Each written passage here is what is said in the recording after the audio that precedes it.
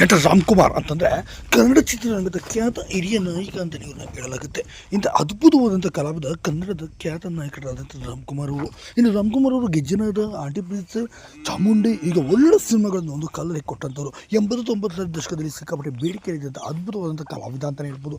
ತದನಂತರ 96ನೇ ವರ್ಷದಲ್ಲಿ ಅಂದರೆ ಈ ಹಬ್ಬ ಸಿನಿಮಾ ಮಾಡಿದ ನಂತರ ಮತ್ತು ಅವರು ಎಲ್ಲೂ ಕೂಡ ಸಿನಿಮಾಗಳನ್ನೇ ಮಾಡೋದಿಲ್ಲ. ಅವ್ರ ಕೊನೆಯ ಸಿನಿಮಾ ಹಬ್ಬ ಸಿನಿಮಾ ಆಗುತ್ತೆ. ಬರೋಬ್ಬರಿ 27 ವರ್ಷಗಳಿಂದ ಚಿತ್ರರಂಗದಲ್ಲಿ ದೂರನೇ ಉಳಿದಿದ್ದಾರೆ. ಡಾಕ್ಟರ್ ರಾಜ್ಕುಮಾರ್ ಅವರ ಪ್ರೀತಿ ಅಳಿಯನೂ ಕೂಡ ಹೌದು. ಇದೆಷ್ಟೋ ಜನಕ್ಕೆ ಸಹ ಗೊತ್ತೇ ಇಲ್ಲ ಅಂತ ಹೇಳ್ಬೋದು. ಸರಿ, ಈಗ ವಜೇಶ್ವರಿ ಕಂಬೈನ್ಸ್ ಈ ಹಿಂದೆ ಪಾರ್ವತಮ್ಮ ರಾಜ್ಕುಮಾರ್ ಅವರು ನೋಡ್ಕೊಳ್ತಿದ್ದಾರೆ. ಈಗ ಅವ್ರನ್ನ ಅದನ್ನು ಸಹ ನೋಡ್ಕೊಳ್ತಿದ್ದಾರೆ. ತದನಂತರ ಉದ್ಯಮದ ಕಡೆಯೂ ಕೂಡ ಒಲವು ಮಾಡಿ ಉದ್ಯಮದ ಕಡೆಯೂ ಕೂಡ ಇದ್ದಾರೆ. ಚಿತ್ರರಂಗದಲ್ಲಿ ಯಾಕೆ ಈ ಕಣ್ಮರೆ ಆದರೂ, ಉತ್ತುಂಗದಲ್ಲಿದ್ದಾಗ ಯಾಕೆ ದೂರ ಆದರು ಎಂಬುದು ಯಾವುದೇ ಮಾಹಿತಿಗಳು ಇಂದಿಗೂ ಸಹ ಕೊಡಲೇ ಇಲ್ಲ.